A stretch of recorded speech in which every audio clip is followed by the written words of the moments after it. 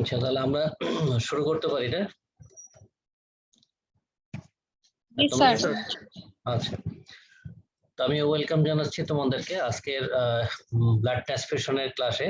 আমি doctor M Murshed জামান মিয়া, assistant professor এবং head haematology department, Rajshahi medical কলেজে আছি। তোমাদের আজকে যেটা নিব ক্লিনিক্যাল ব্লাড ট্রান্সফিউশন প্র্যাকটিস, অর্থাৎ ব্লাড ট্রান্সফিউশন।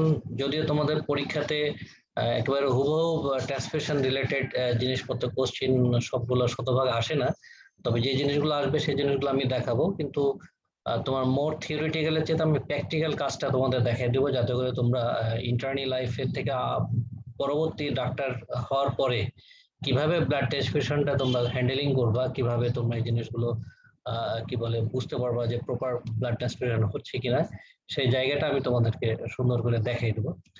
আশা করি তোমরা ক্লান্ত হবে না। আমি কিছু ভিজুয়াল জিনিসপত্র দিয়েছি, যেগুলো দেখলে তোমরা ছবিগুলো দেখলে বুঝতে পারবা যে আসলে ট্রান্সমিশনটা কিভাবে হয়, কিভাবে করবা, কিভাবে অর্ডার লিখবা, কিভাবে ট্রান্সমিশন পরবর্তীতে যে প্রবলেমগুলো হবে সেই প্রবলেমগুলো তোমরা কিভাবে ম্যানেজ করবা, সেই বিষয়গুলো তোমাদের এখানে সুন্দরভাবে আমি তোমাদেরকে বুঝিয়ে দেবো। আশা করি ক্লান্ত হবে না তোমরা। আমরা আসি যে প্রথমে আছে যে ব্লাড ট্রান্সফিউশনটা কেন ইম্পর্টেন্ট আমাদের জন্য, কিভাবে আমরা ইম্পর্টেন্ট হচ্ছে এটার সাথে আছে serious consequence of morbidity and mortality. Morbidity এবং মর্টালিটিটা রিলেটেড, কারণ আমরা একজন মানুষের শরীর থেকে একটা প্রোডাক্ট নিয়ে, সেলগুলো নিয়ে আমরা অন্য মানুষের শরীরে দিচ্ছি। তো সুতরাং এটা নর্মাল ট্রান্সমিশনের মতো না, যে এটা তোমার হচ্ছে যে কি বলে সহজেই তোমার প্রবলেম ক্রিয়েট করবে না, এটা আসলে অনেক প্রবলেম ক্রিয়েট করে। সেই জন্য এটা হচ্ছে আমাদের এই মরবিডিটি মর্টালিটির জন্য ইম্পর্টেন্ট, এবং এই জিনিসটা তোমাদেরকে জানতে হবে।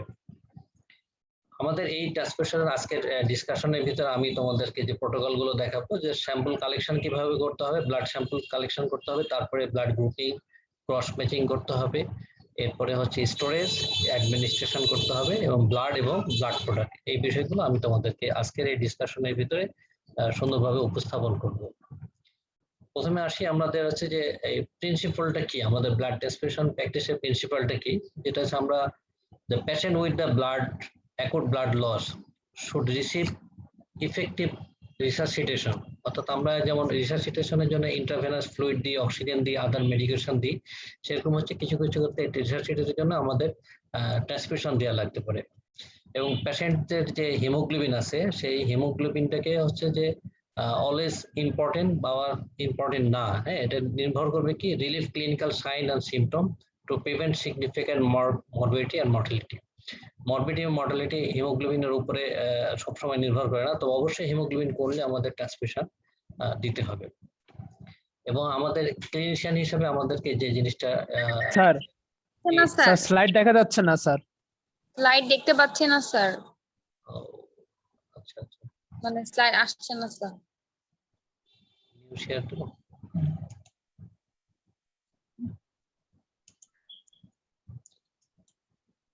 সরি, আসলে আমি দুঃখিত। এবার পাওয়া যাচ্ছে কি স্যার? এখন দেখা যাচ্ছে স্যার। ও আচ্ছা আচ্ছা, এটা ক্লোজ করতে যাচ্ছি।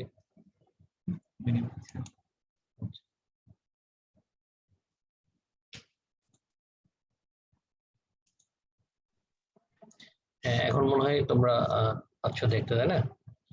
স্যার এখন দেখতে পাচ্ছি স্যার। ঠিক আছে, অসুবিধা নেই। আমরা দুইটা পেজ গেছি। আমরা প্রিন্সিপাল বলছিলাম যে principal of clinical transfusion practice.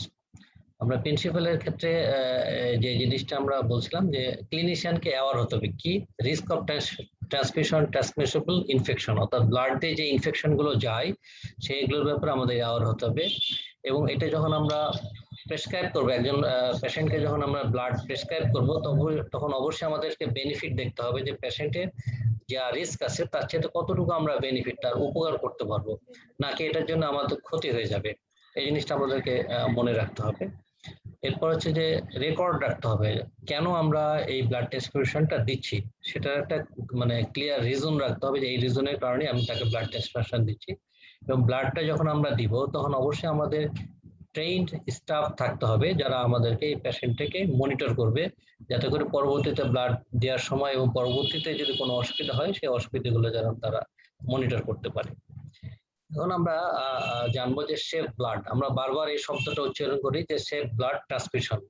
Blood তাহলে কেন? ব্লাড তো সেফ, একজন আমার শরীরের ভিতরে আছে, আমার শরীরের ভিতরে তো সেফ। যখন আমি অন্যকে ডোনেট করব, এই ডোনেশনের পরবর্তীতে উনি যেভাবে রিসিভ করবেন এবং পরবর্তীতে এই রিসিভের যে সময়গুলোতে আমরা যে কাজগুলো করব, সেই জিনিসগুলোর ক্ষেত্রে অবশ্যই আমাদের সেফটি মেজার নিতে হবে। সেজন্য হচ্ছে সেফ ব্লাড শব্দটা এসছে। আমাদের সেফ ব্লাডের ভিতরে কি কি আছে, যে এটা হচ্ছে যে donated by careful selected and healthy donor. বারবার বলবো আমরা যে হেলদি ডোনার হতে হবে, free from infection that could be harmful to the recipient, রিসিপিয়েন্টের জন্য হার্মফুল হবে না। এবং হচ্ছে এই process by reliable method of testing, component production, storage and transportation. এই শব্দগুলো কিন্তু সবগুলো ইম্পর্টেন্ট। আমরা যে ব্লাডটা নিলাম সেটা যেন মেথডটা অফ টেস্টিং, যে টেস্টগুলো করতেছে সেই জন্য রিলায়েবল হয়, কম্পোনেন্ট যে প্রোডাকশন করতেছে এই প্রোডাকশনের জন্য যে যন্ত্রপাতি ব্যবহার করছে সেগুলো যেন সেফ হয়, এবং যে স্টোরেজ করতেছে সেটারও বিষয় আছে যে আমরা ফ্রিজ স্টোরেজ করতেছি, কারেন্ট চলে গেছে, কারেন্ট চলে যাওয়ার পর আবার কারেন্ট এসছে, মধ্যখানে ব্লাড প্রোডাক্টটা নষ্ট হয়ে গেছে, আবার ট্রান্সপোর্টেশনের জন্য বসে এক জায়গা থেকে আরেক জায়গায় নিয়ে আসছে, নিয়ে আনতে সে দেরি করে ফেলতেছে, তাহলে মধ্যে কি হবে, ব্লাড প্রোডাক্টটা নষ্ট হয়ে যাবে। সেই জন্য এই ট্রান্সপোর্টেশন প্রসিডিওর গুলো আমাদেরকে অবশ্যই এগুলো সেফটি মেজারের ভিতরে আমাদের নিয়ে আসতে হবে, এবং পেশেন্টের যে নিডের উপর নির্ভর করে আমরা হচ্ছে যে পেশেন্টকে ব্লাড ট্রান্সফিউশন করব। এখন ডব্লিউএইচও ফার্স্ট স্লাইডে দেখাবেন। একটু দ্রুত যেতে হবে, কেন আমি শেষ করতে পারবো না। হ্যাঁ, আমি পরবর্তীতে ফার্স্ট স্লাইডে একটু দেখান স্যার।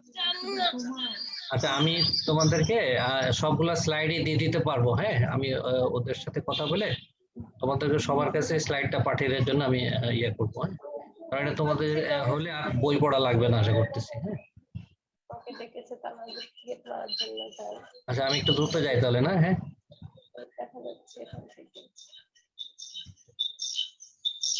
ঠিক আছে। তো আমরা এখন ডব্লিউএইচও মানে ওয়ার্ল্ড হেলথ অর্গানাইজেশনের কিছু সেফটি মেজার আছে। সেফটি মেজারের জন্য আমরা সেফটি ইনিশিয়েটিভের জন্য আমরা কিছু পয়েন্ট তোমাদের জানিয়ে দিই। একটা হচ্ছে well recognise blood transfusion service হতে হবে, এবং হচ্ছে যে collection blood from voluntary non remunerated donor, অর্থাৎ ভলেন্টারি ডোনারের কাছ থেকে নিতে হবে। আমরা যে প্রফেশনাল ডোনারও আছে, যে কেনা ব্লাড আমরা বলি না, সেটাতে আমরা অ্যাভয়েড করতে হবে। এবং লো রিস্ক পপুলেশন বলতে হচ্ছে যে যাদের ভিতরে আমাদের কাছে যে ইনফেকশন বা ডিজিজ এই ধরনের কিছু নেই, তাদের কাছ থেকে আমাদের এই ব্লাড গুলা নিতে হবে। এবং আমরা যেটা ব্লাড যেটা নিব কালেক্টেড ডোনারের কাছ থেকে নেওয়ার পরে হচ্ছে ট্রান্সমিসেবল ইনফেকশন, এই কয়েকটা নাম তোমরা ভালোভাবে মনে রাখো। আমাদের একটা হচ্ছে যে হেপাটাইটিস বি, হেপাটাইটিস এইচআইভি, আমাদের দেশের জন্য আমরা একটু ইম্পর্টেন্ট মনে করি যে আমাদের দেশের জন্য আমরা এই কয়েকটা ট্রান্সমিসেবল ইনফেকশন গুলো আমরা কন্ট্রোল করার চেষ্টা করব।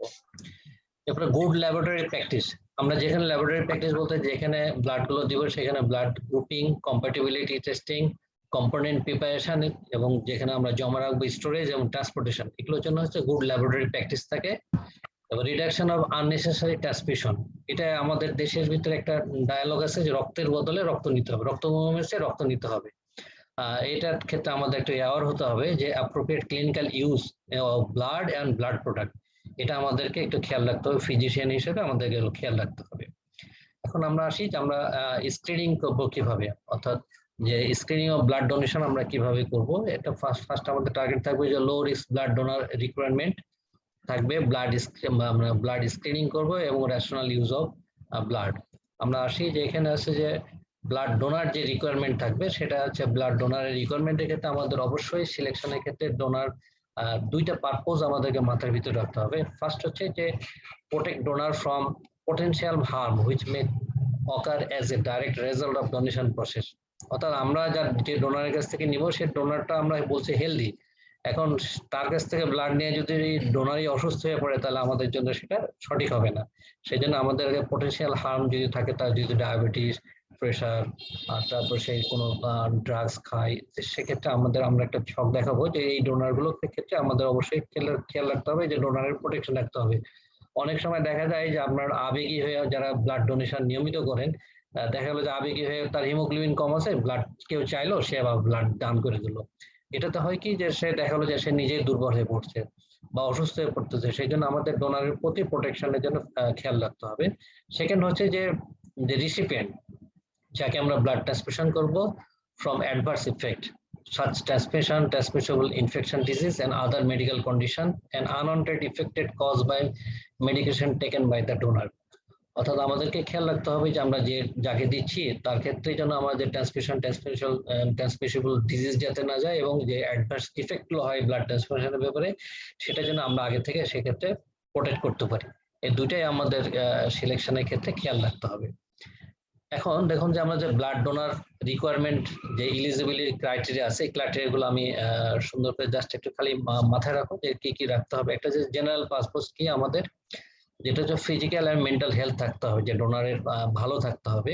এজটা হচ্ছে 18 থেকে 20, আমাদের সরি 60, 18 থেকে 60 ইয়ার্স থাকতে হবে।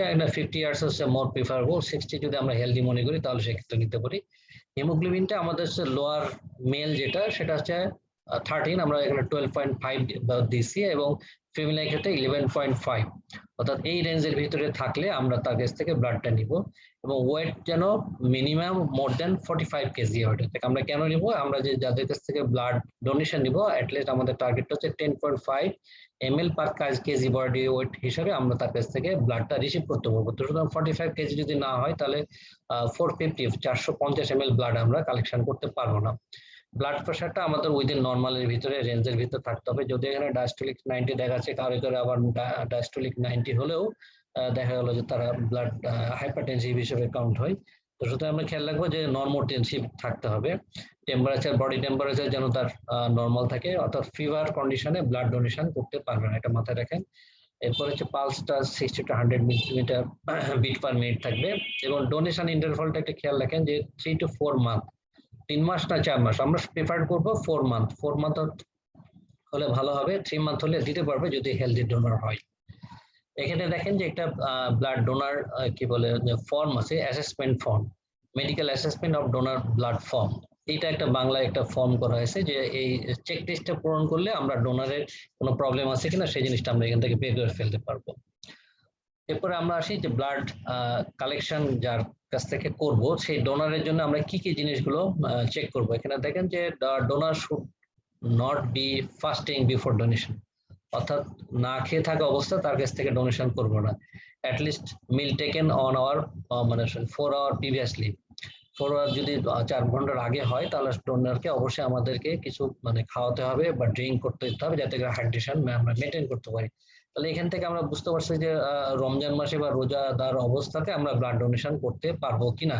এখান থেকে আমরা ডোনেশন করতে পারবো যদি একটু ইমার্জেন্সি হয়, কিন্তু অবশ্যই আমাদেরকে খেয়াল রাখতে হবে যে ডোনার যাতে আবার ডিহাইড্রেটেড না হয়ে যায়, সেজন্য তাকে একটু ফাস্টিং কন্ডিশনে আবার খাওয়ার পরে বা ইফতারির পরে আমরা ব্লাড ডোনেশনটাকে প্রিফার্ড করি। এরপর হচ্ছে যে ব্লাডের যে ব্যাগ আছে সেটা অ্যান্টিকোয়াগুলেন্টের একটা রেশিও আছে 1:7, এটা ব্যাগের ভিতরে থাকে। এই ব্লাডের টোটাল ভলিউমটা ধরা হয় 500 ml অ্যাপ্রক্সিমেট, অর্থাৎ 405 থেকে 495 ml। এবং এখানে আমরা ব্লাডের পরিমাণটা হবে 450 ml এবং অ্যান্টিকোয়াগুলেন্ট হচ্ছে 63 ml থাকে। আর আমরা এইখান থেকে যেটা কালেকশন করব সেটা হচ্ছে 10 ml পার কেজি বডি ওয়েট, অর্থাৎ ডোনার যদি আমি আগে বললাম যে 45 কেজি হয় তাহলে আমরা 450 ml ব্লাড তার কাছ থেকে কালেকশন করতে পারবো। আমি এই পিকচারটা দেখতে পাচ্ছেন আপনারা সবাই। এখানে দেখেন যে একজন ডোনার ব্লাড ডোনেশন করছে এবং নিচে একটা ছোট ডান পাশের ছবিতে দেখতে পাচ্ছেন যে এখানে একটা ছোট একটা মেশিন আছে, মেশিনের উপরে ব্লাড ব্যাগটা রাখা আছে। এটা দুইটা পারপাস, একটা পারপাস হচ্ছে যে ব্লাডটাকে অ্যান্টিকোয়াগুলেন্ট দিয়ে মিক্সড করবে, এটা অটো নড়তে থাকবে এবং এখান থেকে এটা অ্যান্টিকোয়াগুলেন্ট ব্লাডের সাথে মিক্সড হবে এবং কত অ্যামাউন্ট পরিমাণ ব্লাডটা নেওয়া হচ্ছে সেইটা এখানে কিন্তু এই জায়গাতে উঠতেছে, দেখতেছেন যে এখানে 217 ml ব্লাড এখানে এই ডোনারে এসছে। আমরা এই ছবিতে দেখছি, আমরা ছবিতে দেখতে পাচ্ছেন কি? জি স্যার দেখতে পাচ্ছি। তাহলে এইটা একটা হচ্ছে যে আমাদের এটা মেশিনাইজ পদ্ধতিতে আমরা করি। আর ম্যানুয়ালি যদি আপনি কখনো কালেকশন করেন তাহলে সেক্ষেত্রে অবশ্যই একটু হাত দিয়ে বারবার একটু ঝাঁকাতে হবে যাতে অ্যান্টিকোয়াগুলেন্টটা মিক্সড হয়, না হলে ব্লাড গুলো ক্লট হয়ে যেতে পারে। আমি বাম পাশে দুটো ছবি দিচ্ছি যে এখানে একটা আমি সিঙ্গেল ব্যাগে কালেকশন করতেছি, এটা হোল ব্লাড নিচ্ছি, কিন্তু আমি যখন এটা থেকে প্লাজমা করব, আমি যখন প্লাটলেট কনসেন্ট্রেট তৈরি করব, আমি যখন এফএফপি বানাবো বা ক্রায়োপ্রেসিপিটেট করবো তখন আরো ব্যাগের পরিমাণ হবে। তখন এইরকম কিছু ব্যাগ কানেক্টেড থাকে যেগুলো ডাবল ব্যাগ বা ট্রিপল ব্যাগ আমরা বলি। আমি ছবিতে ডাবল ব্যাগ দেখিয়েছি। হ্যাঁ, এরপর আমরা যে ব্লাডটা নেওয়ার পরে কি করবো, এটা স্ক্রিনিং করবো। ডোনারের কাছ থেকে ব্লাড নেওয়ার পরে আমাদের স্ক্রিনিং করবো। আমরা স্ক্রিনিং কি করবো, আমি বললাম যে hepatitis B, hepatitis C, HIV, syphilis, malaria, at least এই স্ক্রিনিং গুলো আমাদের দেশের জন্য ম্যান্ডেটরি। আমরা এই স্ক্রিনিং গুলি করি এবং এটা আইসিটি পদ্ধতিতে ডিভাইস মেথডে আমরা এটা করতেছি। এটা ছাড়াও এলাইজা মেথডে এটা করলে ভালো হবে, কিন্তু খরচ অনেক বেশি পড়ে, বিধায় আমরা এটা র্যাপিড টেস্টের জন্য আমরা এই ডিভাইস গুলো ব্যবহার করি স্ক্রিনিং এর জন্য। এবার আসুন আমরা কিছু থিওরিটিক্যাল কথাবার্তা বলবো, সাথে প্র্যাকটিক্যাল আমি দেখাবো যে আমাদের ব্লাড কম্পোনেন্ট কি কি আছে। আমরা জানি যে ব্লাড কম্পোনেন্টে, আপনারা যে ফিজিওলজিতে পড়ছেন, প্যাথোলজিতে অলরেডি পড়ছেন, যে ব্লাডের ভিতরে আমরা যে কম্পোনেন্ট গুলো আছে সেই কম্পোনেন্ট গুলো আমরা একটা যেটা হচ্ছে হোল ব্লাড থেকে আমরা কি করতে পারি, প্যাক রেড সেল অর্থাৎ রেড সেল কনসেন্ট্রেট বা প্যাক সেল আলাদা করতে পারি, প্লাজমা আলাদা করতে পারি, প্লাটলেট কনসেন্ট্রেটকে আলাদা করতে, প্লাটলেটকে সেপারেট করতে পারি, এরপর লিম্ফোসাইট, নিউট্রোফিল, স্টেম সেল আলাদা করতে পারি, আর একটা প্রিপারেশন করতে পারি ক্রায়োপ্রেসিপিটেট। অর্থাৎ আপনার কাছে হয়তো এগুলো হয়তো পরিচিত মনে হবে যে আমরা রেড সেল প্যাক সেল করি, রেড সেল কনসেন্ট্রেশন করি, প্লাজমা করি, প্লাটলেট করি। ক্রায়োপ্রেসিপিটেটটা হয়তো আপনারা দেখেন নাই, আপনারা পরবর্তী আমি ছবি দেখাচ্ছি এবং বাস্তবে যখন আপনারা ওয়ার্ডে কাজ করবেন তখন এই জিনিসগুলো পেয়ে যাবেন। আচ্ছা, এখনকার দিনের জন্য আমরা এখন যেমন বোন ম্যারো ট্রান্সপ্লান্টেশন করতেছি, বোন ম্যারো ট্রান্সপ্লান্টেশন বাংলাদেশে হচ্ছে, আমরা এখান থেকে এইখান থেকে ব্লাড থেকে stem cell, peripheral stem cell এবং হচ্ছে বোন ম্যারো স্টেম সেল আমরা কালেকশন করি।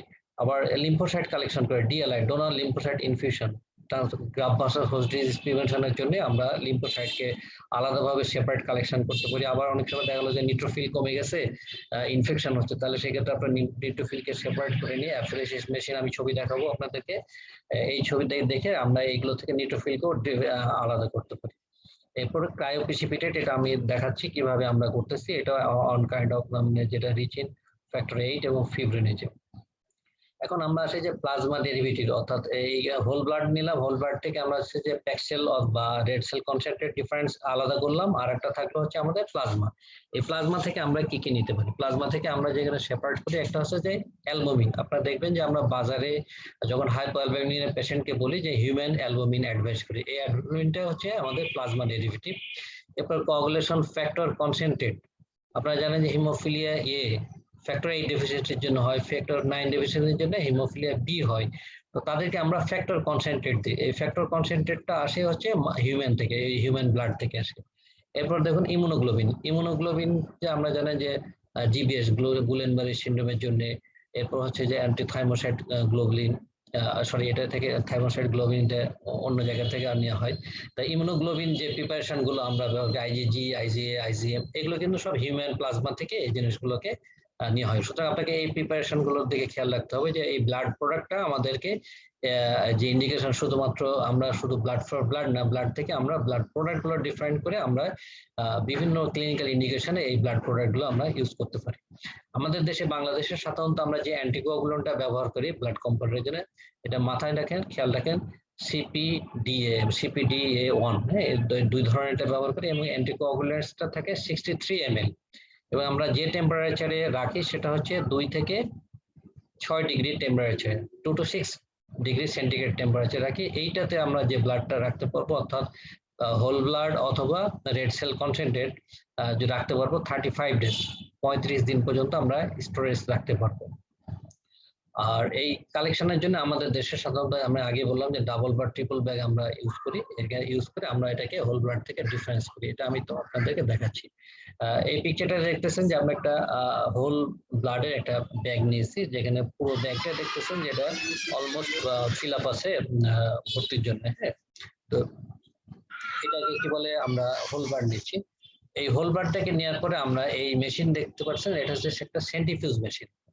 অর্থাৎ নর্মাল আমরা টেস্ট টিউবে যে সেন্ট্রিফিউজ করি এবং এটা টোটালি ডিফারেন্ট সেন্ট্রিফিউজ। এটাতে টেম্পারেচার কন্ট্রোল করা যায়। আপনারা দেখছেন যে এখানে কি বলে 36 ডিগ্রি সেন্টিগ্রেড আছে, অর্থাৎ হিউম্যান বডি টেম্পারেচার হচ্ছে 37, এখানে 36 আসছে। এই টেম্পারেচার আমরা করতেছি এবং সেন্ট্রিফিউজ করতে গেলে কি হবে, আপনার রেড সেলগুলো লাইসিস অর্থাৎ ভেঙে যেতে পারে। সেই জন্য একটা স্পেশাল সেন্ট্রিফিউজ মেশিন, এই সেন্ট্রিফিউজ মেশিনের মাধ্যমে ব্লাডটাকে সেন্ট্রিফিউজ করা হয়।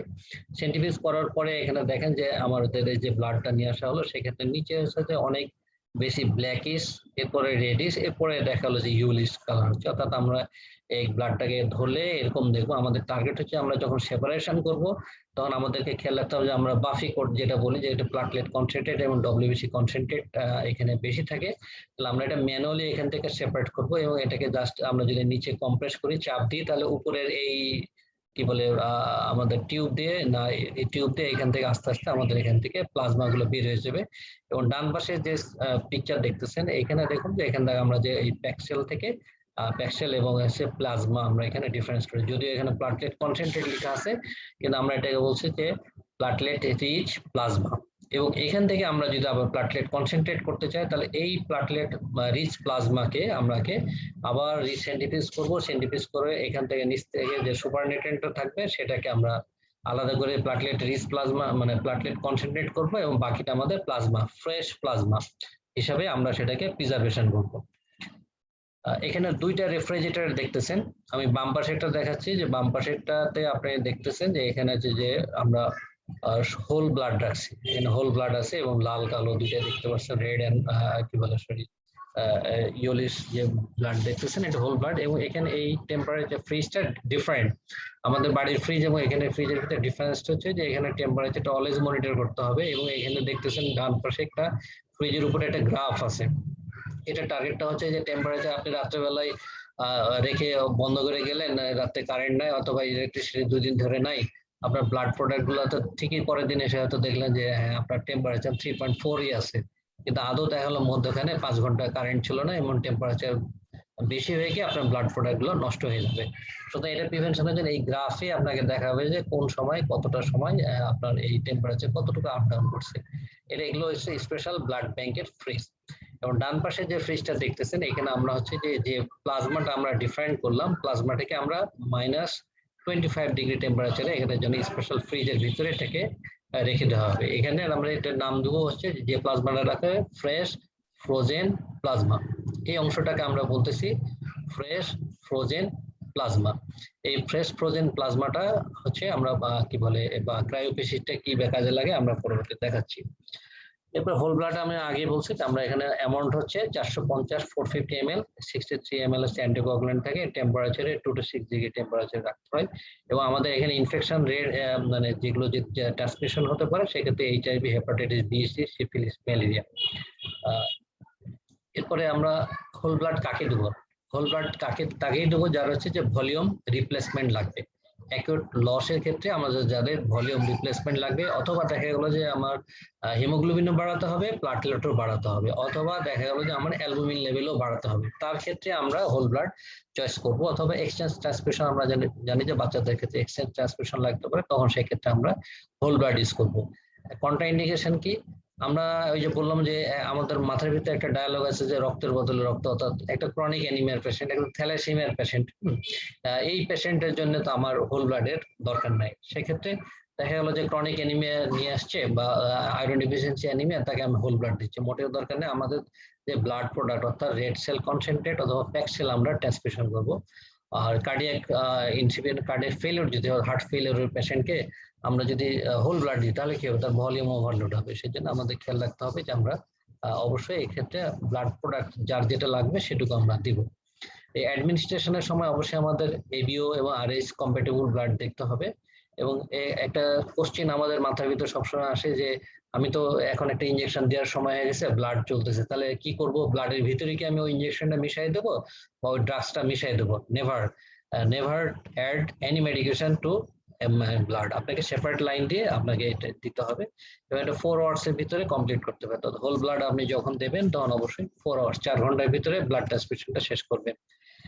এরপর আসি আমাদের রেড সেল কনসেন্ট্রেট, অর্থাৎ আমরা যে প্যাক সেল যেটা বলি, প্যাক সেলটার অ্যামাউন্ট হয় সাধারণত আমরা প্লাজমাটা সরিয়ে ফেললে ওখান থেকে 150 to 200 ml হবে।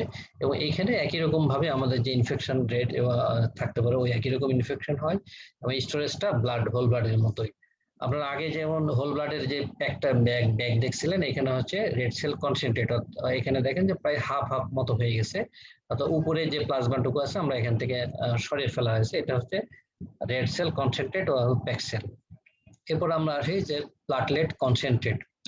প্লাটলেট কনসেন্ট্রেটটা হচ্ছে কি যে আমরা ওই একইভাবে এটা ম্যানুয়ালি যেটা আপনাকে আগে বললাম যে আমরা প্লাজমা যেটা সরালাম প্লাজমা থেকে আবার সেন্ট্রিফিউজ করে যেটা সুপারনেটেড অংশ থাকলো সেই নিচের থেকে কনসেন্ট্রেটেড অংশটা হচ্ছে প্লাটলেট রিচ প্লাজমা অথবা প্লাটলেট কনসেন্ট্রেট। এই কনসেন্ট্রেটটা আমরা যাতে কালেকশন করবো সেটা অ্যামাউন্টটা হয় সাধারণত 50 to 60 ml অ্যামাউন্ট হয়। এবং এইটার ক্ষেত্রে খেয়াল রাখেন যে আমরা আগের ব্লাডটা যেটা হোল ব্লাড অথবা রেড সেল কনসেন্ট্রেট যে স্টোরের কথা বলছি এটা কিন্তু বলছি 2 to 6 ডিগ্রি টেম্পারেচার ফ্রিজে রেফ্রিজারেটরে রাখতে বলছি। আর এটার ক্ষেত্রে কিন্তু 20 ডিগ্রি সেন্টিগ্রেড টেম্পারেচারে আমরা রাখতে বলছি। দুইটা কিন্তু ডিফারেন্ট, হ্যাঁ, যে 20 ডিগ্রি টেম্পারেচারে আমাদেরকে এটা রাখতে হবে।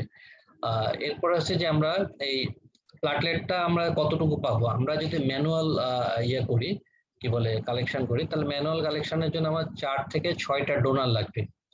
হ্যাঁ, 4 থেকে 6টা ডোনার লাগবে, কিন্তু আমরা যদি মেশিনে অ্যাফারেশিয়াসে করি তাহলে একটা ডোনার থেকে হয়ে যাবে। তো আমাদের রাজশাহীতে মেশিন ছিল একটা সময়, ডেঙ্গুর সময় মেশিনটা নষ্ট হয়ে গেছে। এখন আবার আল্লাহ যেহেতু এই 2021 সালে আমরা 2টা মেশিন পাচ্ছি রাজশাহী মেডিকেল কলেজ হাসপাতালে। এই 2টা মেশিনে অ্যাফারেশিয়াসে আমরা চালু করতে বলে একটা ডোনার থেকে আমরা আমাদের প্লাটলেট কনসেন্ট্রেট নিতে পারবো। তাহলে আমরা যদি এখন 20 ডিগ্রি টেম্পারেচারে 20 to 24 ডিগ্রি টেম্পারেচারে যদি রাখি তাহলে কিভাবে রাখবো, আমাদের রাখতে হবে একটা এজিটেটর মেশিনে রাখতে হবে এবং এটা তারা যদি রাখি তাহলে আপ টু 5 ডেজ 5 দিন পর্যন্ত রাখতে পারি। কিন্তু যদি আমরা যদি এজিটেটর না থাকে তাহলে সেক্ষেত্রে এবং এই টেম্পারেচার মেনটেন না করতে পারি তাহলে আমাদের প্রিপারেশনের পরপরই ট্রান্সফিউশন করতে হবে প্লাটলেট ট্রান্সফিউশনের ক্ষেত্রে। এইখানে যে মেশিনটা আপনারা দেখতেছেন এটা হচ্ছে টোটালি হচ্ছে ব্লাড সেপারেটর মেশিন বা অ্যাফেরেসিস মেশিন নামে এটা পরিচিত। আমরা যে ব্লাড কম্পোনেন্ট যেগুলোকে ডিফারেন্ট করতে চাচ্ছি, আলাদা আলাদা করতে যাচ্ছি, আলাদা নিতে চাচ্ছি, সবগুলো আমরা এখান থেকে নিতে পারি। যেমন ধরুন আপনি ডেঙ্গুর সময় আপনি চাইলেন বা এমনি সময় আমরা কি চাই, প্লাটলেট কনসেন্ট্রেট চাই। করোনা আসার পরে আমরা চাইলাম যে কনভালেশন প্লাজমা কালেকশন করতে চাই, তাহলে সেক্ষেত্রে একটা মানুষের কাছ থেকে আমি যদি প্লাজমা শুধু কালেকশন করতে চাই তাহলে আমরা ম্যানুয়ালি করতেছি, হোল ব্লাড নিচ্ছি, নিয়ে আবার সেন্ট্রিফিউজ করে প্লাজমাটুকু আলাদা করতেছি। এবং এই যে প্যাকসেল যেটা নিলাম যে রেড সেল কনসেন্ট্রেট এটা আমরা ফেলে দিয়েছি। তো সেক্ষেত্রে আমরা যদি এই মেশিন ইউজ করতে পারি তাহলে সেক্ষেত্রে শুধুমাত্র আমরা প্লাজমা নিলাম। আমরা যখন ওই ডোনারের স্টেম সেল নিব তখন শুধু স্টেম সেলটাকে ডিফারেন্ট করে নিলাম। একইভাবে আমরা যে যখন হিউম্যান অ্যালবুমিন, এরপর হচ্ছে যে ফ্যাক্টর কনসেন্ট্রেট, এইরকম এই মেশিনে না হয় না এটা, কিন্তু এই মেশিন এইরকম মেশিন দিয়ে শুধুমাত্র এটাকে আলাদা করে নেওয়া হয় অনেকগুলো প্রক্রিয়ার মাধ্যমে। তো সুতরাং এই অ্যাফ্রেশিস মেশিনটা একটা খুব ভালো মেশিন যেটা আমরা ব্লাড কম্পোনেন্ট গুলোকে আলাদা আলাদা করে ফেলতে পারি। তবে একটু কস্ট একটু হাই, তবে এটা অনেক হাইলি টেকনিক্যাল জিনিস। এটা আশা করছি 21 সাল থেকে আমরা ব্যবহার করতে পারবো। এখন আমরা প্লাটলেট কনসেন্ট্রেটের কিছু ইন্ডিকেশন আছে, আমরা কাকে কাকে প্লাটলেট দেবো এটা থিওরিটিক্যাল, এই জিনিসগুলো আপনারা এটা অবশ্যই আপনাদের রিটেনের জন্য মাথায় রাখবেন। একটা thrombocytopenia, platelet function defect, prevention of bleeding due to thrombocytopenia as in bone marrow failure. অর্থাৎ বোন ম্যারো ফেইলিউর আমরা যে লিউকেমিয়া, অ্যাপ্লাসিয়া এই জিনিসগুলো আমরা ট্রিটমেন্ট যখন করি তখন সেই ক্ষেত্রে এদের জন্য আমাদের এগুলো লাগবে। আর কন্ট্রা ইন্ডিকেশনের ক্ষেত্রে একটু খেয়াল রাখেন যে আইটিবির ক্ষেত্রে দেখা গেলো যে আমার মাথার ভিতরে প্লাটলেট থ্রম্বোসাইটোপেনিয়া হচ্ছে আইটিবি, আমি তাহলে প্লাটলেট দিলে কি থাকবে না, যেহেতু এটা ইমিউনোলজিক্যাল মেকানিজম, আপনি প্লাটলেট দিলে এটা আবার ডিস্ট্রাকশন হয়ে যাবে, সুতরাং দরকার নাই। TTP, thrombotic thrombocytopenic purpura, untreated DIC, এগুলোর ক্ষেত্রে হয় কি আপনি যখন প্লাটলেট দিবেন, প্লাটলেট থ্রম্বোসাইটোপেনিয়া বাট প্লাটলেট দিবেন, এগুলো কি হবে আরো আমরা থ্রম্বো কোয়াগুলেশন করবে এবং থ্রম্বাস তৈরি করবে এবং এটা ডিজিজটাকে বাড়িয়ে দিবে। তো সেই জন্য আপনাকে খেয়াল রাখতে হবে যে আপনি যাদেরকে দিচ্ছেন থ্রম্বোসাইটোপেনিয়া, কিন্তু থ্রম্বোসাইটোপেনিয়ার কজটা বুঝে আপনাকে প্লাটলেট ট্রান্সফিউশন দিতে হবে। আর ম্যারোফেলের ক্ষেত্রে এখানে এক এক ডিজিজের ক্ষেত্রে আমরা এক এক রকম চিন্তা করি। তো সেক্ষেত্রে আপনারা এইটা একটা মনে রাখেন যে আমরা 10,000 যদি ব্লিডিং পেশেন্ট উইদাউট ফিভার থাকে তাহলে আমরা 10,000 নিচে এবং কোনো যদি সিমটম না থাকে তাহলে আমরা প্রোফাইল্যাকটিক প্লাটলেট ট্রান্সফিউশনের দরকার নাই। আর যদি দেখা গেল যে ফিভার থাকে তাহলে সেক্ষেত্রে প্লাটলেট 20,000 হলে আমাদেরকে প্লাটলেট ট্রান্সফিউশন করতে হবে, যেগুলো আমরা আমাদের লিউকেমিয়ার পেশেন্টে আমাদের ওয়ার্ডে আমরা প্রোফাইল্যাকটিক্যালি আগেই আমরা প্লাটলেট দিয়ে থাকি। তো এই কাউন্ট গুলো একটু মনে রাখতে হবে যে আমরা কখন দিব। আমরা অনেক সময় দেখা গেল যে প্লাটলেট কম দেখলেই ঘাবড়িয়ে যায় যে কি করব, এখন কি হোল ব্লাড দিয়ে দেবো নাকি প্লাটলেট দেবো। আমাদের কাজ হচ্ছে প্লাটলেট যদি হিমোগ্লোবিন ঠিক থাকে, প্লাটলেট যদি কম থাকে তাহলে আমরা প্লাটলেট শুধুমাত্র প্লাটলেট দেবো, হোল ব্লাড দিব না। আচ্ছা, আরো আমাদের কিছু কিছু ইন্ডিকেশন আছে, যেমন ডিআইসি বলছি, ম্যাসিভ ব্লাড ট্রান্সফিউশনের পরে থ্রম্বোসাইটোপেনিয়া হয়, কার্ডিওপালমোনারি বাইপাস সার্জারির ক্ষেত্রে লাগতে পারে, সার্জিক্যাল কিছু প্রোফাইল এক্সারসাইজের জন্য আমাদেরকে দিতে হবে। এখানে এই প্লাটলেটটা আমরা আগে আপনাদের একটু আগে বললাম যে আমরা ইনফিউজ করবো হচ্ছে কালেকশনের অ্যাজ সুন অ্যাজ পসিবল, পরপরই করবো এবং 30 মিনিটসের পরে নয়। কারণ আমি আগে বলছি যে আপনি এটা যদি রেখে দেন তাহলে প্লাটলেট ক্লাম্প হয়ে যাবে, ক্লাম্প হয়ে গেলে সেটা আপনি কিন্তু আর দিতে পারবেন না, দেওয়ার পরে কোনো কাজে লাগবে না। সেই জন্য আমাদেরকে যত দ্রুত সম্ভব প্লাটলেট রেডি তৈরি হওয়ার পরপরই, মানে ফ্রেশ ব্লাড থেকে তৈরি করার পরপরই আমাদেরকে প্লাটলেট টেস্ট করে ফেলতে হবে। এখানে যেটা হয় সেটা হচ্ছে যে আমাদের হিমোলাইটিক প্রসেস হয় না, কিন্তু ফিব্রাইল নন হিমোলাইটিক এবং অ্যালার্জিক আর্টিকেলিয়াল যে রিয়াকশন হতে পারে, এই জিনিসটা আমাদের খেয়াল রাখতে হবে। এইখানে ডান পাশের ব্যাগে দেখেন যে আমরা একটা প্লাটলেট কনসেন্ট্রেট ব্যাগ দেখেছি, এই কালারটা দেখেন। এবং এই প্লাটলেটটা আমরা রাখবো হচ্ছে বাম পাশে যে মেশিন আছে, এইখানে এজিটেটর মেশিন, অর্থাৎ যে নিচে যে ছোট ছোট প্লেট গুলো দেখছেন সাজানো আছে, প্লেটের উপর রাখতে হবে এবং প্লেট গুলো দোল খায়, এজিটেশন করে, যার ফলে সবসময় নড়তে থাকে, যার ফলে প্লাটলেট গুলো ক্লাম্প হয় না। এটাতে আমরা টেম্পারেচার কন্ট্রোল করে যদি রাখি তাহলে সেক্ষেত্রে আপ টু 5 ডেজ পর্যন্ত এটাকে আমরা রাখতে পারবো প্লাটলেটটাকে কালেকশন করে পরে। তারপরে আসি আমরা fresh frozen plasma. Fresh frozen প্লাজমাটা হচ্ছে যে আমরা ওইখান থেকে যদি আমরা -25°C টেম্পারেচারে রাখি তাহলে সেটা বলে আমরা ফ্রেশ ফ্রোজেন, ফ্রোজেন আপ হয়ে যায়, সেটার জন্য রাখতে পারি। এটা আমরা 1 বছর পর্যন্ত রাখতে পারি। এবং এই ফ্রোজেন প্লাজমার যে কিছু ইন্ডিকেশন আছে, কিছু কন্ট্রা ইন্ডিকেশন আছে, আপনারা একটু আমি পরবর্তী স্লাইড পাঠিয়ে দেবো, আপনারা এগুলো একটু পড়ে নেবেন। ফ্রেশ ফ্রোজেন প্লাজমাটা এখানে দেখেন দেখতে অলমোস্ট হচ্ছে যে প্লাটলেটের মতোই মনে হচ্ছে, কিন্তু এখানে এটা অ্যাভয়েড করা হয় প্লাটলেট, অর্থাৎ প্লাটলেটটাকে সরিয়ে দেওয়া হয়, দিয়ে এই মাইনাস টেম্পারেচার ফ্রিজে রেফ্রিজারেটরের ভিতরে এভাবে রাখা হয়। এবং এই ফ্রেশ ফ্রোজেন প্লাজমাটা পুল আকারে যেহেতু রাখা যায়, তো সে থেকে আমাদের যেটা সুবিধা হচ্ছে যে যখন তখন রোগীর লাগলে আমরা অর্ডার করলে এটা পেয়ে যাব, অর্থাৎ ডোনার লাগবে না এই ক্ষেত্রে। আমরা যে এটা প্যাকসেল করলাম, প্যাকসেলের অংশটা আমরা এই ফ্রোজেন আকারে আমরা এখানে রেখে দিতে পারবো। সুতরাং এখানে ল্যাবরেটরি গুলোতে এইটা অলওয়েজ প্রিজার্ভ পাওয়া যায়। একইভাবে আমরা এর পরবর্তীতে যেটা দেখাচ্ছি যে হচ্ছে যে ক্রায়োপ্রেসিপিটেটটা হচ্ছে যে ফ্রেশ ফ্রোজেন প্লাজমাকে আমরা যদি 37 ডিগ্রি টেম্পারেচারে পানিতে যদি আমরা থ করি তাহলে দেখবেন যে আইসের মতো কিছু ভেসে ভেসে যাবে, এটাকে আমরা বলি ক্রায়ো। এই ক্রায়োটাকে সেপারেট করা হয়, সেপারেট করে একটা ব্যাগের ভিতরে নিয়ে রাখা হয়। আমাদের টার্গেটটা হচ্ছে যে এই মানে ক্রায়ো থেকে আমরা হচ্ছে ফ্যাক্টর 8 এবং ফিব্রোলিজের লেভেল মানে আমরা এখান থেকে প্রিজার্ভ করতে পারি। এখন দেখেন যে আমাদের একটা হিমোফিলিয়া পেশেন্টের হয়তো 2000-4000 ইউনিট হচ্ছে ফ্যাক্টর লাগবে। এখন আমি তাকে যদি মানে ফ্রেশ প্লাজমা দিই তাহলে 200 ml করে যদি দিই, একটা ইউনিটে থাকতেছে 200 ml প্লাজমার ভিতর থাকতেছে মাত্র 100 ইউনিট হচ্ছে ফ্যাক্টর, তাহলে 2000 যদি দিই তাহলে তাকে আমাকে 20টা দিতে হবে। তাহলে 20টা দিলে তো ও তো নিতে পারবে না, ও তো ভলিউম ওভারলোড হয়ে যাবে। কিন্তু আমি যদি এটাকে ক্রায়ো আকারে দিই তাহলে সেক্ষেত্রে আমার ক্রায়োটা হচ্ছে অনলি 10 to 20 ml থাকবে। তো 10 to 20 ml থাকলে আমার এখানে ভলিউম ওভারলোড হবে না, আমি তাকে এই পরিমাণ ক্রায়ো দিতে পারবো। তো সেই জন্য এইটা হচ্ছে যে আমাদের ইন্ডিকেশনটা হচ্ছে যাদের ফিব্রিনোজেন ডেফিসিয়েন্সি হয়, ফ্যাক্টর 8 ডেফিসিয়েন্সি হয়, তাদের ক্ষেত্রে আমরা এই ক্রায়োটাকে আমরা এখানে দিব। এটার ক্ষেত্রে স্টোরেজ হবে -25°C টেম্পারেচার এটাকে রাখা হবে। এটা দেখেন এটা যে ক্রায়ো রেফ্রিজারেটর -29°C টেম্পারেচারে আছে। এখন আসি আমরা যে কেন আমরা ব্লাড ট্রান্সফিউশন করব। ব্লাড ট্রান্সফিউশনের একটা আছে যে increase oxygen capability of blood by giving red cell দিয়ে আমরা করব। এরপর হচ্ছে যে ব্লাড যেটা করব যে আমরা হচ্ছে যে টিস্যু পারফেকশন মেনটেন করার জন্য, ব্লাড ভলিউম মেনটেন করার জন্য আমরা দেব। এবং হচ্ছে যে আমরা হচ্ছে যে রিপ্লেসমেন্ট করবো, অর্থাৎ রিপ্লেসমেন্ট কি প্লাটলেট রিপ্লেস করতে পারি, coagulation factor and other plasma প্রোটিনের জন্য আমরা দিতে পারি। এখন আপনি যে ফিজিশিয়ান, আপনি যখন একজন ডক্টর হিসেবে যখন ব্লাড কি বলে ডিমান্ড দিবেন, তখন আপনি কি কি অ্যাসেসমেন্ট করবেন, কি কি জিনিসগুলো রাখবেন, এখানে অনেকগুলো আমি এখানে লিখে দিয়েছি।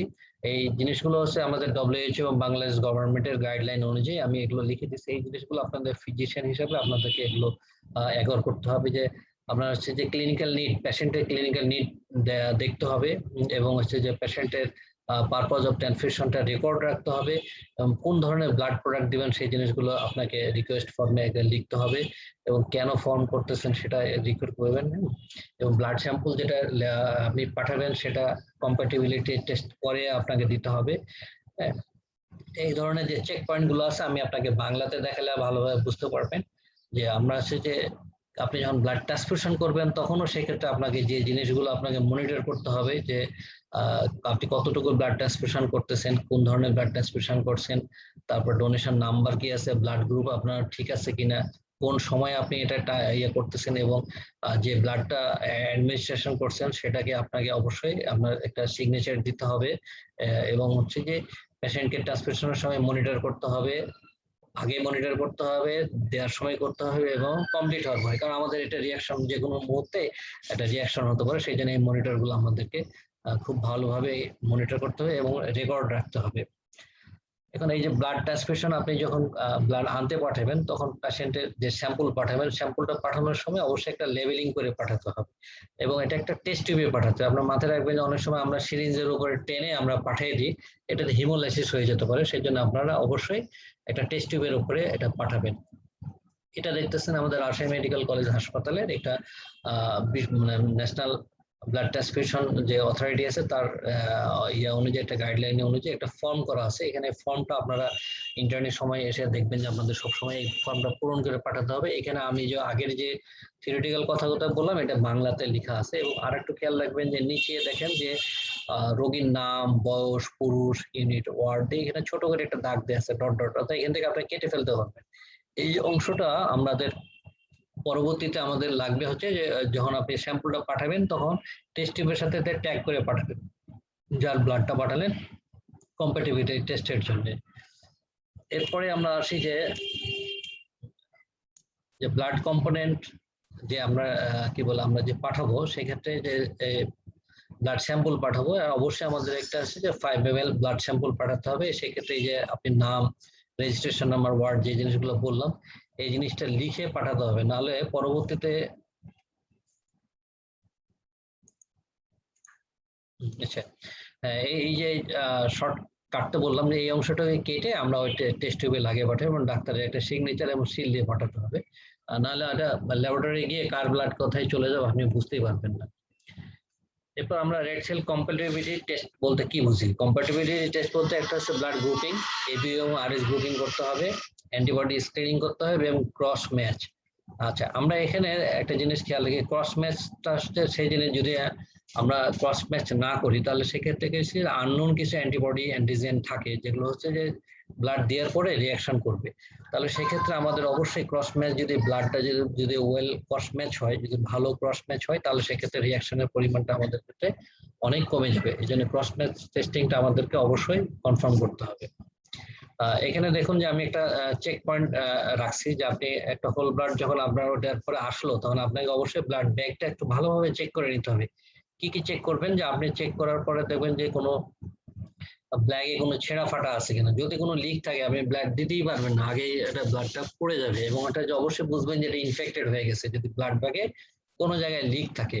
তবে নেক্সট হচ্ছে যে আপনি প্লাজমার কালারটা দেখবেন, উপরে যে প্লাজমা থাকবে সেই প্লাজমারটা কালার যদি দেখেন যে রেডিশ বা পিঙ্ক হয়ে যাচ্ছে তাহলে বুঝবেন যে হিমোলাইসিসের হয়ে গেছে। হিমোলাইস ব্লাস দিলে তাহলে সেক্ষেত্রে অবশ্যই হিমোলাইটিক ট্রান্সমিশন রিয়াকশন হবে। হ্যাঁ, সেই জন্য আপনাকে এটা খেয়াল রাখতে হবে। এরপর হচ্ছে যে যদি কোনো ক্লট আছে কিনা, ব্লাডটা কোনো জমে গেছে কিনা হাতে নিয়ে একটু ঘুরে দেখবেন যে এটা কোনো ক্লট হয়ে যাচ্ছে কিনা, এবং যে রেড সেল যেটা দেখতেছেন সেই রেড সেল গুলো মানে ব্ল্যাকিশ হয়ে যাচ্ছে কিনা। যদি অনেক সময় দেখা গেলো যেটা বোঝা একটু কঠিন হয়, এটা এক্সপিরিয়েন্স হলে আপনারা পেরে যাবেন যে ব্ল্যাকিশ হয়ে যাচ্ছে মানে অর্থাৎ পুরাতন ব্লাড ফাঙ্গাস পড়ে গেছে, সেক্ষেত্রে এই ধরনের আসতে পারে। এই জন্য আপনারা এটা খেয়াল রাখবেন যে ব্ল্যাকিশ হয়ে যাচ্ছে কিনা। আমাদের এই জিনিসগুলো বলার উদ্দেশ্য হচ্ছে যে কালো রক্তের লাল রক্তের কালো ব্যবসা, তো আমাদের সমাজে এখানে বাংলাদেশে এই জিনিসগুলো অনেক বেশি আছে যে আপনার কাছে এমন এমন ব্লাড প্রোডাক্ট আসবে যেগুলো আপনি হয়তো দিয়ে দিবেন, ডাক্তার হিসেবে আপনাকে সবকিছু জবাবদিহি করতে হবে, কিন্তু দেখা গেলো যে আপনি এটার সাথে আদৌ জড়িত নয়। হ্যাঁ, সেই জন্য আপনাকে অবশ্যই মাথার ভিতরে ক্লিনিক্যাল নলেজটা ভালো থাকলে আপনি এটাকে ধরতে পারবেন। এখন আসেন যে আমরা যে ট্রান্সফিউশন যেটা আছে সেই ট্রান্সফিউশন গুলো আমরা কোনটাতে কোন রেটে দিব, একটু এটা থিওরিটিক্যালি আপনার মাথায় রাখতে হবে। আমরা যখন অ্যাডাল্টের ক্ষেত্রে হোল ব্লাড দিব তাই সেক্ষেত্রে 150 to 200 ml per hour, 150 to 200 ml whole blood হচ্ছে পার আওয়ারে দিতে হবে। আর যদি আমরা প্যাক্সেল দিই তাহলে সেক্ষেত্রে হচ্ছে 100 to 150 ml পার আওয়ারে দিব, এবং প্লাটলেটটা হচ্ছে 150 to 300 ml পার আওয়ার। এক্ষেত্রে আমাদের মানে চেষ্টা করতে হবে যে পার আওয়ারে এটা মেনটেন করতে হবে। আমি আবার পরের স্লাইডে দেখাচ্ছি যে আমরা যখন ব্লাড হোল ব্লাড দিব তখন সেক্ষেত্রে আমাদের ব্লাডটা শুরু করার থেকে 4 ঘন্টার ভিতরে শেষ করতে হবে। এটা মাথায় রাখেন যে যখন হোল ব্লাড দিব তখন আমরা শুরু করার পর থেকে ব্লাড ট্রান্সফিউশন শুরু করার 4 আওয়ারের ভিতরে দেবো। আর যদি আমরা কি বলে রেফ্রিজারেটর থেকে যদি আমরা কালেকশন করি, রেফ্রিজারেটর থেকে অবশ্যই 30 মিনিটের ভিতরে আমরা ব্লাডটা স্টার্ট করব। দেরি করবো না। দেরি করলে পরবর্তীতে আমাদের বললাম যে হিমোলাইজ বা অন্যান্য রিয়াকশন গুলো শুরু হতে পারে। প্লাটলেটের ক্ষেত্রে করবে, প্লাটলেট নিয়ে আসার সাথে সাথেই শুরু করতে হবে এবং আমরা উইদিন 30 মিনিটসের ভিতরে শেষ করবো। এটা তো অ্যামাউন্ট খুব কম, আপনি ওই 150 to 200 ml পার আওয়ারে দিলে এটা খুব দ্রুত শেষ, অর্থাৎ রানিং দিলেই হবে। Running fresh frozen plasma FFP ক্ষেত্রেও একই রকম ভাবে ইমিডিয়েটলি আমরা শুরু করবো এবং 30 মিনিটের ভিতরে শেষ করবো। ক্রায়োপিসিপিটি এটাও সেম, অর্থাৎ শুধু হোল ব্লাডের ক্ষেত্রে আমরা 4 ঘন্টা, বাকিগুলো আমরা উইদিন 30 মিনিটসের ভিতরে আমাদের ব্লাড প্রোডাক্ট গুলো শেষ করবো। এরপর হচ্ছে অ্যাডমিনিস্ট্রেশন সেট। আপনারা দেখেন যে ব্লাড ট্রান্সফিউশন সেট এবং ইনফিউশন সেট আলাদা। এক্ষেত্রে একটা ফিল্টার থাকে, এই ফিল্টারটা জাস্ট মাথায় রাখেন তাহলে হবে। এখন ট্রান্সফিউশনের সময় আপনারা কি কি জিনিসপত্র মনে রাখবেন? ফার্স্ট হচ্ছে যে যখন যে রোগীকে দিবেন তখন অ্যাওয়ার অফ এনি ডিসকমফোর্ট, রোগী কোনো ডিসকমফোর্ট ফিল করছে কিনা এটা মাথার ভিতরে সবসময় রাখবেন এবং তাকে মনিটর করবেন। আপনি না পারলে সিস্টার যেন মনিটর করে যে কোনো কাঁপুনি হচ্ছে কিনা, গায়ে লাল হয়ে যাচ্ছে কিনা, গায়ে কোথাও ব্যথা বোধ করছে কিনা, নিঃশ্বাস নিতে কোনো অসুবিধা হচ্ছে, এরপরে কোনো অ্যাংশাস ফিল করছে কিনা, কোনো টেনশন করতেছে কিনা, এই জিনিসগুলো আপনি খেয়াল রাখবেন। আচ্ছা, এখানে আমাদের একটা কোশ্চেন সবসময় ডক্টরদের মাথার ভিতরে এবং মানুষের ভিতরে এটা ঘুরপাক খায় যে use of medication at the time of transfusion. একটা জিনিস আমি আগে বললাম যে ব্লাড প্রোডাক্টের ভিতরে আপনি কোনো প্রকার এনি মেডিকেশন দিবেন না, এটা যেমন বললাম। আর ব্লাড দেওয়ার সময় আপনি আগে কোনো ওষুধ দিতে হবে কিনা, এটা আমরা একটা কমনলি দেখি যে আমাদের পরবর্তী যে রিয়াকশন গুলো হবে সেগুলোর জন্য আমরা কিছু ওষুধ ইউজ করি, অ্যান্টিহিস্টামিন দিই, স্টেরয়েড দিই এবং আদার মেডিকেশন দিই। তাহলে আমরা যে কোনো ব্লাড শুরু করার আগে গিয়ে ওষুধগুলো দিয়ে দেবো কিনা, এটা অবশ্যই না। আমরা ব্লাড স্টার্ট করলে অবশ্যই কখনো অ্যান্টিহিস্টামিন বা স্টেরয়েড বা কোনো মেডিকেশন আমরা দিব না। যদি কোনো পরবর্তীতে প্রবলেম হয় তাহলে আমরা সেই জিনিসগুলোকে ব্যবহার করব, অগ্রিম কোনো মেডিসিন আমরা ইউজ করব না। এবং আরেকটা যেটা বললাম যে আমরা ব্লাড ব্যাগের ভিতরে অন্য কোনো মেডিকেশন ব্যবহার করব কিনা, অবশ্যই না। হ্যাঁ, কিন্তু যদি আমরা দেখা হলো যে আমরা প্যাক সেল যখন দিচ্ছি অথবা রেড সেল কনসেন্ট্রেট দিচ্ছি, যখন হাইলি কনসেন্ট্রেটেড হয়ে যায়, এটা ঠিক হয়ে যাওয়ার কারণে ভিসকোসিটি বেশি হওয়ার জন্য দেখা গেলো যে আপনার ইয়ের ভিতর দিয়ে যেতে চায় না, ইনফিউশন সেটের ভিতর দিয়ে, সরি ট্রান্সফিউশন সেটের ভিতর দিয়ে। সেক্ষেত্রে আমাদেরকে যেটা করতে হবে যে আমরা এই ক্ষেত্রে পাশে সাইড চ্যানেলে আমি একটা নর্মাল স্যালাইন দিতে পারি, যেটা আইসোটনিক নর্মাল স্যালাইন আমরা দিলে সেক্ষেত্রে এটা যেতে পারে। আর আমরা যদি দেখা গেলো যে আমাদের রোগীর একসাথে আমার ব্লাডও দিতে হবে, আমাকে স্যালাইনও দিতে হবে, আমাকে ওষুধও দিতে হবে, আমি যদি 4 ঘন্টা ধরে ব্লাড দিই তাহলে আমরা অন্য কেউ ওষুধ ব্যবহার করবো না? অবশ্যই করব, কিন্তু আমাদের এটা সেপারেট লাইন ইউজ করতে হবে। অবশ্যই ব্লাড সেটের লাইন না, অথবা অন্য হাত দিয়ে দিলাম, অথবা আমরা যদি সেন্ট্রাল ভেনাস লাইন থাকে তাহলে সেন্ট্রাল ভেনাস লাইনে আমাদের যে 3টা লাইন থাকবে, ওই অন্য চ্যানেলগুলো আমরা একটা ড্রাগের জন্য, একটা ব্লাডের জন্য, একটা ব্লাড ড্র করার জন্য আমরা ব্যবহার করি সেন্ট্রাল ভেনাস লাইনে, সেই লাইনগুলো আমরা এখানে ব্যবহার করব।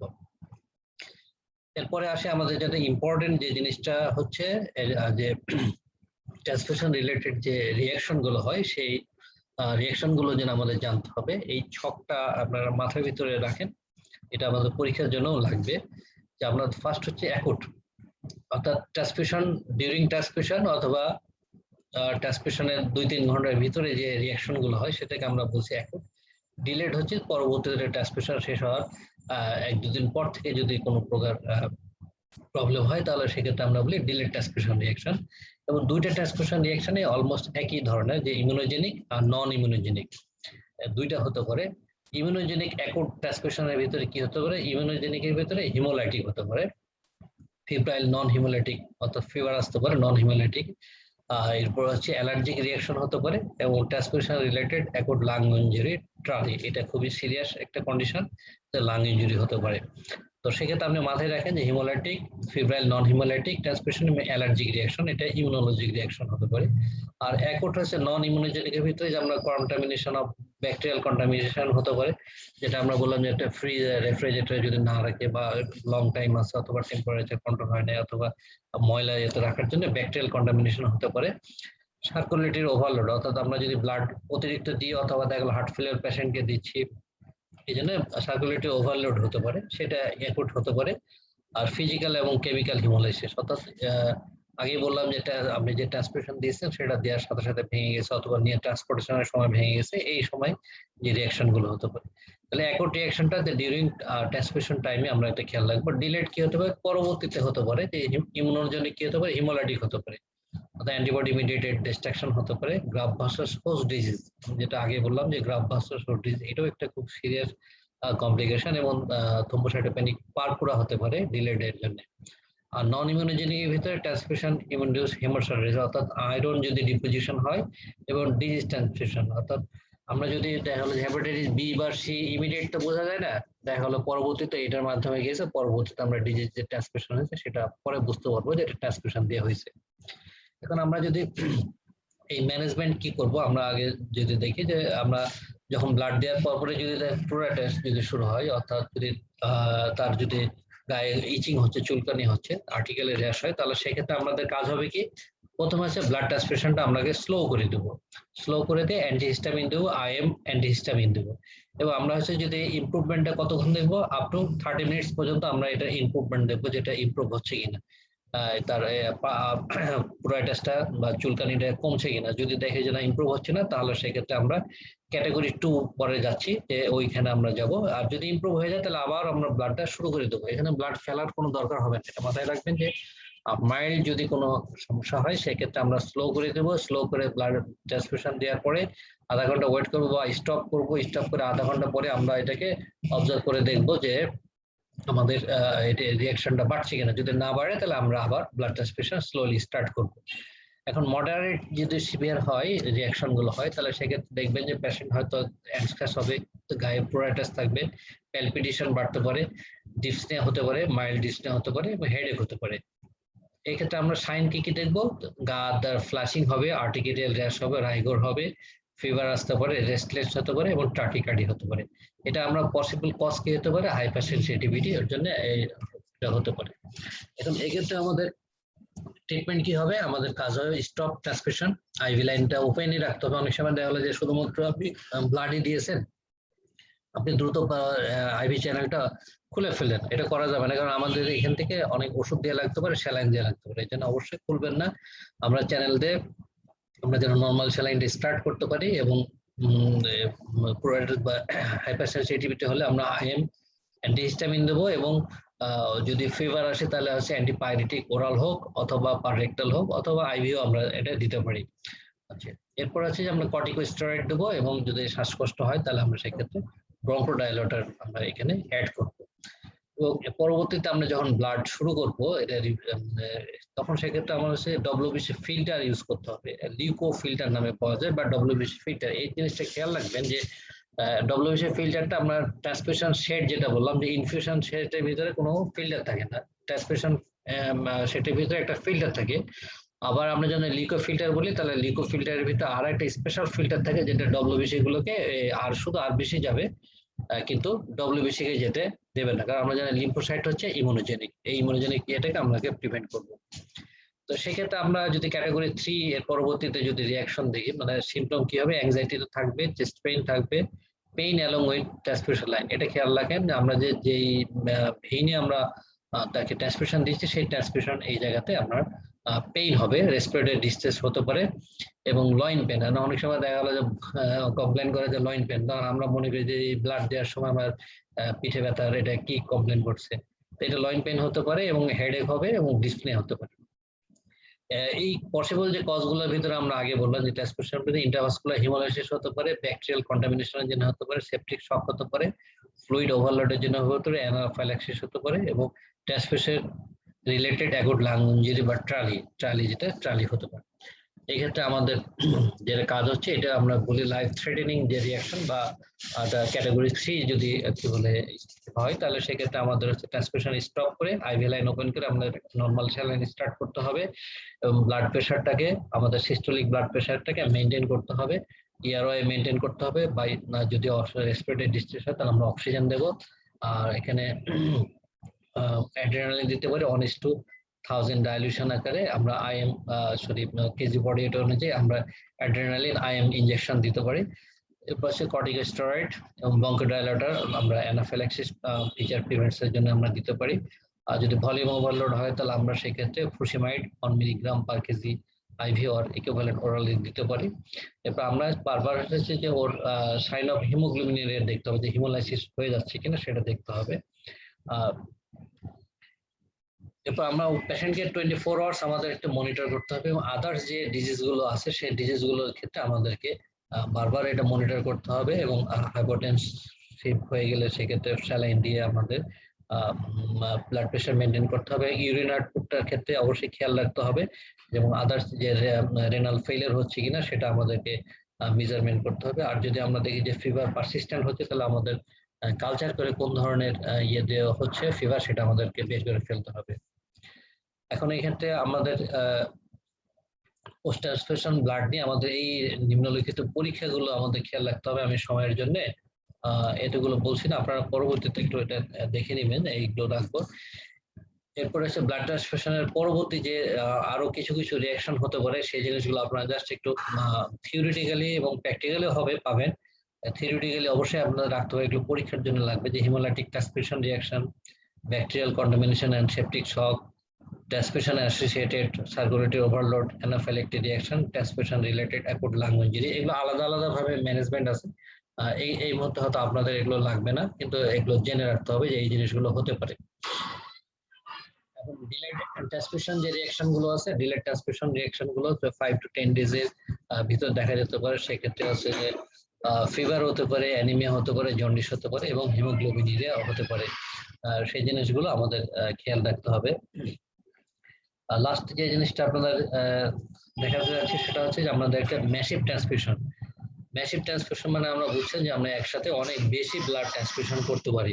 আমাদের এখানে এক ধরনের একটা ভুল বোঝা আছে যে 1 ব্যাগ রক্ত একদিনে বেশি দেওয়া যাবে না, 2 দিনে 2 ব্যাগ, 3 দিনে 3 ব্যাগ। এখন কথা হলো যে একটা অ্যাক্সিডেন্টের পেশেন্ট আসছে, একটা গাইনোকোলজিক হিমোরেজ হচ্ছে, একটা বাস্ট কি বলে রাপচার এক্টোপিক প্রেগন্যান্সি আসছে, এটা তো সেই হিউজ হিমোরেজ হয়। তাহলে সেক্ষেত্রে আপনি কি এটার জন্য বসে থাকবেন যে কি বলে ব্লাড একদিন করে দিবেন? ততক্ষণ পর্যন্ত কি এই মানে রোগী কি ততক্ষণ পর্যন্ত বেঁচে থাকবে? তো সেজন্য আমাদের টার্গেট হচ্ছে যে আমরা কাজ হচ্ছে যে আমাদের র্যাপিড ব্লাড ভলিউম রিপ্লেসমেন্ট করতে হবে। সেক্ষেত্রে আমরা কতটুকু দিতে পারবো? একবারে আমাদের যেটা দিতে পারবো সেটা হচ্ছে যে 24 আওয়ার্স এর ভিতরে আমরা যদি এই ব্লাডটা দিই মোর দেন 10 ইউনিট, 24 ঘন্টার ভিতরে আমরা যদি 10 ইউনিটের বেশি যদি আমাদের ব্লাড দেওয়া লাগে, আবার যদি ট্রান্সফিউশনটা যদি 4 ইউনিট উইদিন 1 আওয়ারের ভিতরে 4 ব্যাগ রক্ত যদি আমাদের এর ভিতরে দেওয়া লাগে, এবং রিপ্লেসমেন্ট যদি 50% blood volume within 3 to 4 hours, তার যে মানে ব্লাড ভলিউম পেশেন্টের তার চেয়ে 3-4 আওয়ার্স এর ভিতরে যদি দিই, এবং রেট অফ লস যদি 150 ml পার আওয়ার, অর্থাৎ ম্যাসিভ লস যদি হয়, রেট অফ লস যদি 150 ml পার আওয়ার হয়, তাহলে সেক্ষেত্রে আমরা যে ট্রান্সফিউশন দিই সেক্ষেত্রে আমাদের খেয়াল রাখতে হবে, এটাকে আমরা বলবো ম্যাসিভ ট্রান্সফিউশন।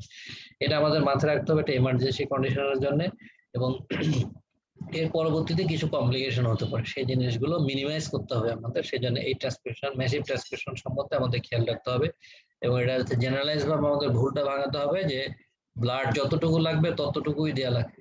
হ্যাঁ, আবার আপনারা যখন উপজেলা পর্যায়ে কাজ করতে যাবেন তখন একটা মানে কোশ্চিন আসবে যে কি বলে রাত্রেবেলায় ব্লাড দেওয়া যাবে না, দিনের বেলায় দিতে হবে। ইভেন আমি রাজশাহী মেডিকেল কলেজেও এটা এরকম ফেস করেছি যে রাত্রিবেলা দেওয়া যাবে না। হ্যাঁ ঠিক আছে, এটা অনেক সময় দেখা গেলো যে ডাক্তার নাই, তখন হয়তো দেখা গেলো যেটা মনিটর করার মধ্যে কেউ নাই, এই জন্য এই কথাগুলো হয়তো বলা হতো। কিন্তু আপনারা এখনকার এই মানে ডিজিটাল যুগে এই জিনিস এখন বলা যাবে না, যেটা ব্লাড দেওয়া যাবে। ব্লাড সবসময়ের জন্য লাইফ সেভিং, এবং সবসময় এটা দেওয়া যাবে, আপনারা নলেজ থাকলে এটা দেওয়া সম্ভব।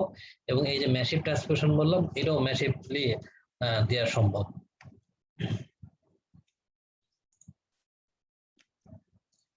আচ্ছা, এই হচ্ছে মোটামুটি ব্লাড ট্রান্সফিউশনের উপরে আপনাদের একটা আমি সিনারিও বললাম। স্লাইডসগুলো কি পাঠানো যাবে? আমি আপনাদের স্লাইড গুলো কিভাবে দিতে পারি স্যার, আপনাকে আমার ইমেল অ্যাড্রেসটা পাঠিয়ে দিচ্ছি, আমাকে মেল করে দে। হ্যাঁ হ্যাঁ হ্যাঁ হ্যাঁ, সেটাও করতে পারেন। তাহলে আমার মেইলে পাঠাবেন না এখানে ইয়েতে কি বলে জুমে দেওয়া যাবে না? স্যার, আপনার মেলটা বললেও ভালো হয়, আমি জুমে পাঠিয়ে দিয়েছি অলরেডি। ও আচ্ছা, আমার মেল হচ্ছে DRZAMAN ডাক্তার ZAMAN জামান 04@gmail.com। আচ্ছা, চ্যাট বক্সে আমি লিখে দিই না? জি স্যার, ভালো ভালো। চ্যাট বক্সে লিখে দিই।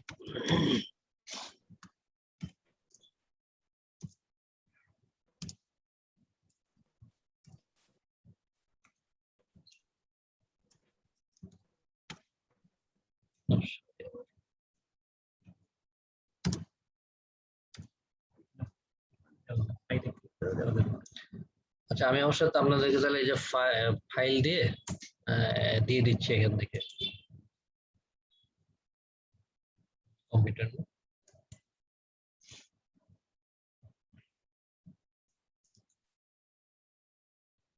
জি স্যার, দেখতে পেয়েছি মেসেজ। হ্যাঁ, আমি ওই যে ইয়ে থেকে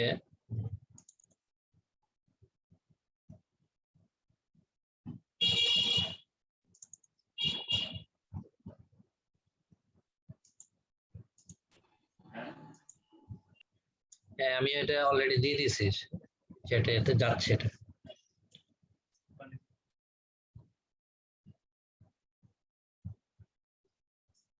আচ্ছা, স্টুডেন্টদের কোনো কোশ্চেন আছে কি?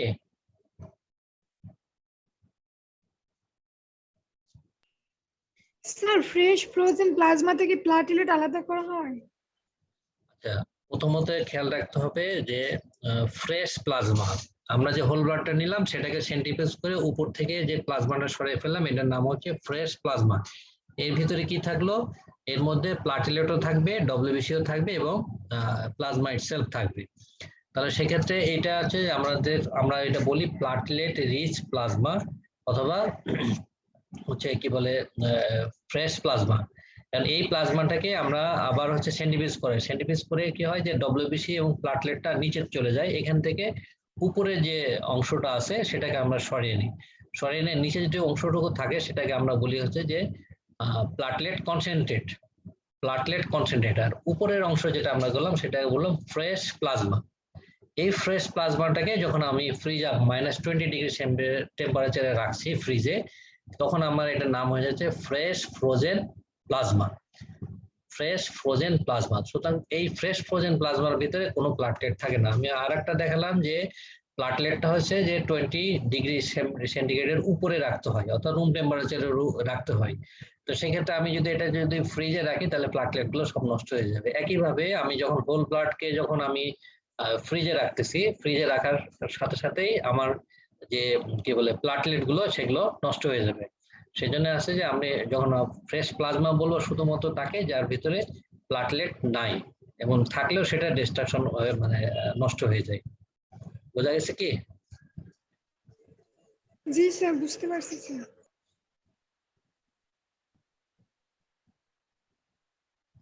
আচ্ছা, আপনারা প্রেজেন্টেশনটা পেয়েছেন কি? দেখেন, আমি চ্যাট বক্সে কিন্তু অলরেডি আপলোড হয়ে গেছে। স্যার, পেয়েছি, ডাউনলোড হচ্ছে। ঠিক।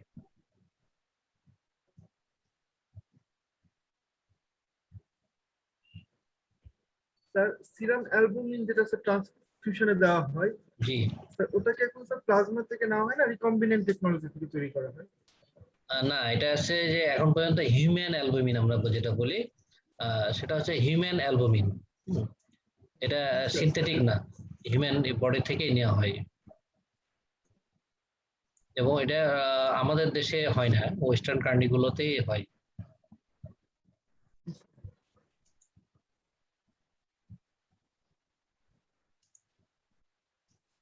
পার্টিসিপেন্টের ছবিগুলো কোথায়?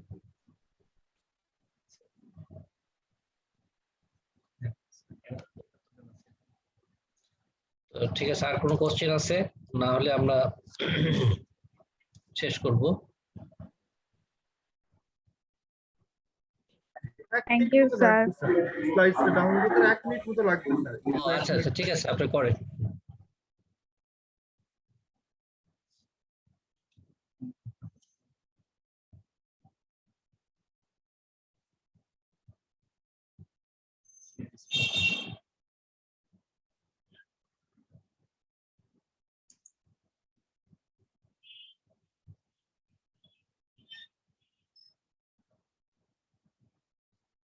রেকর্ড অফ করে দিই।